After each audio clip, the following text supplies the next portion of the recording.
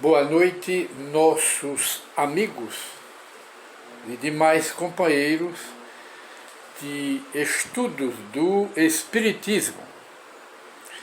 Mais uma vez voltamos a apresentar o programa Encontro com o Espiritismo.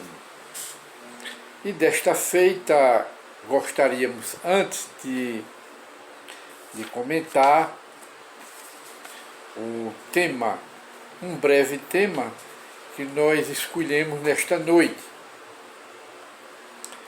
que é sobre a cólera e os malefícios que a cólera nos traz. E antes da abordagem dessa conversa, nós gostaríamos de citar aqui uma frase do Evangelho de Jesus de Nazaré.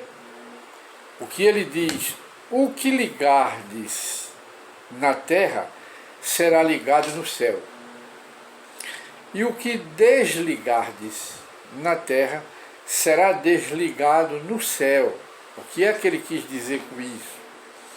É que vale a pena a gente se desligar, enquanto a gente está aqui na terra, de certas convenções humanas.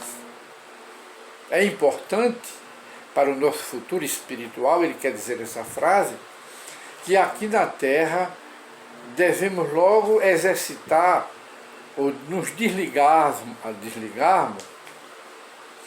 das paixões humanas, pelo menos exercitar, fazer um exercício desse sentido, nos desligarmos do egoísmo, que é o contrário da generosidade, nos desligarmos ou exercitarmos esse desligamento do orgulho, das vaidades, das ambições, das avarezas e das paixões deprimentes de uma forma geral, porque no depois da morte já entramos no mundo espiritual desligado dessas paixões. É isso que ele quer dizer aqui nessa sua frase, não só para os apóstolos naquela época, mas também para o público, nas suas pregações, nos seus sermões. Aí ele sempre dizia: o que ligardes aqui na terra, apenas repetindo conscientemente, para gravarmos essa frase, que é desconhecida de muita gente. O que ligardes aqui na terra será ligado no céu, e o que desligardes aqui na terra será desligado também lá no céu, quer dizer, depois da morte, no mundo espiritual.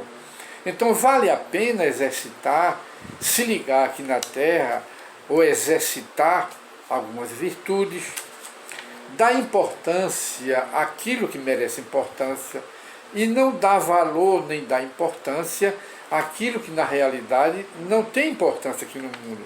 Porque uma das nossas preocupações, e que desgasta mentalmente, emocionalmente e espiritualmente, é a gente dar muito valor às coisas da matéria, que não tem esse valor em tudo, e darmos pouco valor às virtudes, aos bons sentimentos, às coisas boas da alma, construtivas, porque isto constitui o verdadeiro tesouro que levaremos conosco para o depois da morte. Para isso, Jesus também, para a gente exercitar essas virtudes, Jesus dizia que os tesouros a gente devia juntar, tesouros espirituais aqui na terra. Esses são os tesouros das virtudes, de uma forma geral, são esses tesouros. E não devemos juntar, não nos preocupar demais com os tesouros materiais. É justamente isso, pela nossa pobreza de espírito, pelas nossas inferioridades de espírito atrasado, que nós nos preocupamos mais com os tesouros materiais, que constituem as grandezas do mundo, as fortunas do mundo, que nós estamos ligados, aos prazeres geral do corpo, da matéria, satisfação plena dos instintos que nós ainda possuímos. Aí Jesus ensinava: não dê valor ou importância a essas coisas da matéria, mas sim vos preocupeis em fazer aquisições dos tesouros espirituais, que a traça não come, não rói, a ferrugem também não destrói, porque são coisas do espírito, coisa da alma, e levaremos para o outro lado da vida. Teremos uma boa entrada, uma boa recepção pelos espíritos bons e amigos no depois da morte. E então, é isso que Jesus diz aqui: aquilo que nós ligamos aqui será ligado no céu, e o que desligamos aqui na terra será desligado no céu. Já entraremos com isso desligado. É isso que ele quer nos mostrar. E então, tem outro pensamento aqui, que acredito que interessa a todas as criaturas. Não temas, quer dizer, não permita que o medo penetre em você, penetre em nós. Não permitamos isso. Daí dizer, nada temas, crê. Tudo é possível àquele que crê. Tudo é possível. Aí ele diz, não temas, crê, apenas crê. E tudo é possível àquele que crê. Jesus de Nazaré. E mais outro pensamento. Deus vê os justos e ouve as suas súplicas. Na realidade, Deus vê os justos, as criaturas justas, e ouve as suas súplicas.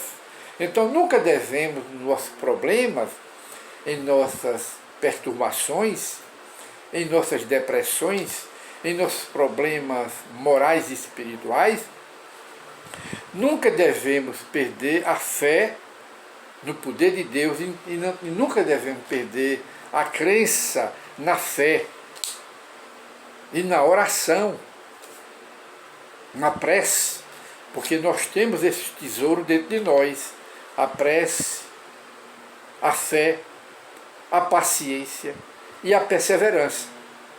E, sobretudo, o maior departamento que nós temos, porque tudo depende desse departamento, é o querer, a vontade. Esse é o maior departamento que nós temos.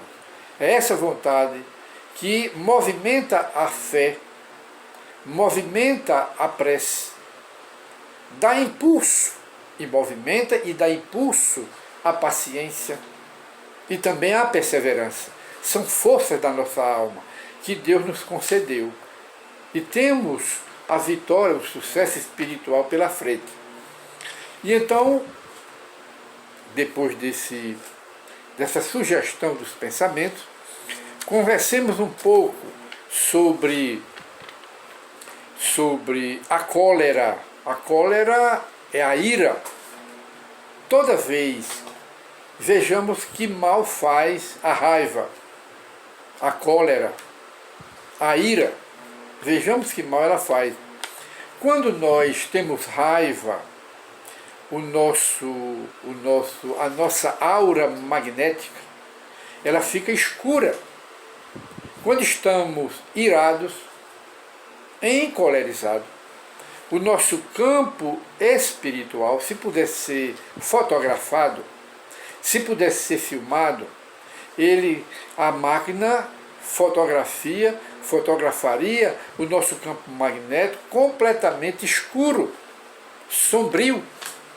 Ao mesmo tempo, se ficarmos em alegria, em calma, essa aura magnética fica luminosa.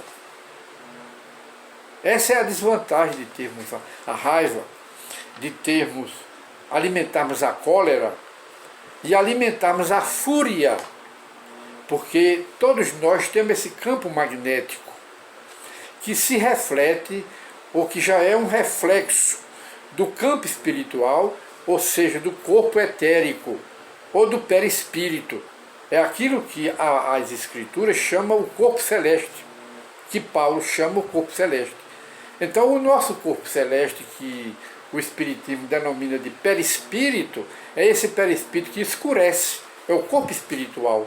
Quando nós temos uma raiva, quando nós temos uma cólera, e podemos até ter um derrame, podemos até ter uma trombose, um infarto no miocárdio, com essa cólera, com essa fúria que nós temos.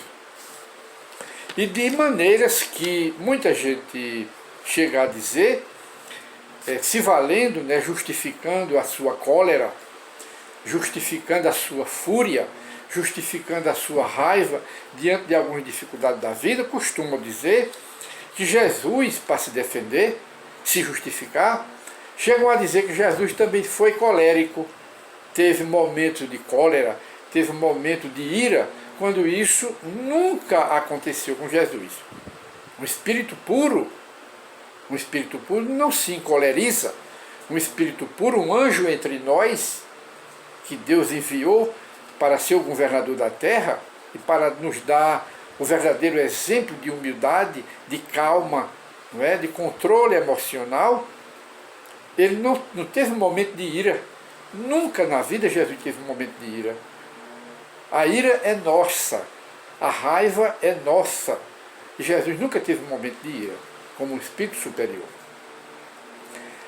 E de maneiras que nós chegamos mais uma vez ao final do nosso programa, que hoje foi muito breve, e em torno desses pensamentos que nós consideramos, que iniciamos com eles, que nós consideramos verdadeiras cápsulas de autoajuda, de maneirar, suavizar as nossas tensões nervosas, as nossas emoções desequilibradas. Essas cápsulas servem de lenitivo para esse estado espiritual em que muitas vezes nos situamos, que são muito prejudiciais a nós.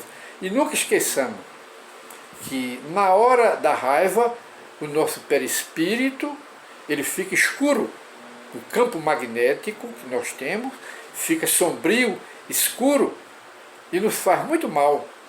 E na hora da calma, que estamos quietos, alegres, satisfeitos, felizes, esse perispírito, que é o corpo celeste que Paulo fala, ele fica luminoso e brilhando, porque a mente, o espírito, reflete sobre a matéria. O espírito que nós estamos pensando, que nós alimentamos, gera vibrações, e essas vibrações se refletem na aura magnética, no perispírito também. Então procuremos evitar a raiva, a ira, e procuremos resolver as coisas da vida de uma forma mais paciente e mais calma, que chegaremos lá. Muita paz para todos e até a nova oportunidade de encontro com o Espiritismo. Muita paz para todos.